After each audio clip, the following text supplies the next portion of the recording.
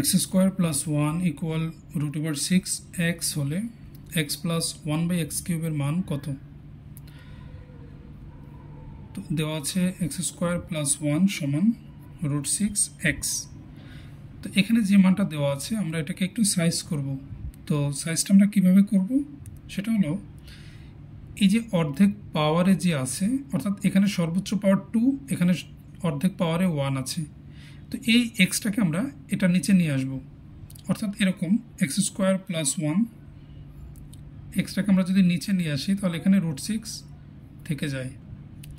আমরা এবার এটাকে সেপারেট করে লিখতে পারি এভাবে, x square by x plus 1/x সমান রুট 6।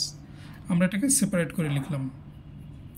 তো এক্স আর এক্স স্কোয়ার যদি কাটা দেয় এখানে একটা এক্স থাকবে প্লাস 1/x সমান রুট 6। তার মানে যে মানটা দেওয়া ছিল এভাবে আমরা একটু সরলীকরণের মাধ্যমে এটাকে এভাবে সাইজ করলাম। তার মানে এক্স প্লাস 1/x এর ভ্যালু আমরা রুট 6 পেলাম। প্রশ্ন বলেছে এক্স প্লাস 1/x কিউবের ভ্যালু কত? তো কিউব এটার মান আমরা বের করব। তো এক্স প্লাস 1/x এই রাশিটারই মান আমরা রুট 6 বের করেছি, তাহলে মানটা রুট 6 বসাই, তার পাওয়ার একটা 3 আছে। তো রুট 6 এর পাওয়ারে 3 মানে রুট 6কে আমরা 3 বার গুণ করতে পারি, যেহেতু 3 পাওয়ার। দুইটা রুট 6 মিলে 6 হয়, অর্থাৎ দুইটা রুট যখন গুণ হবে তখন রুটটার থাকবে না, 6 থেকে যাবে। বিষয়টা এরকম, দুইটা রুট 6 যদি গুণ করা হয় তার মানে রুট 6 স্কোয়ার হয়, আর আমরা জানি রুটের স্কোয়ার কাটা যায়, তাহলে এখানে 6টা ফ্রি হয়ে যায়।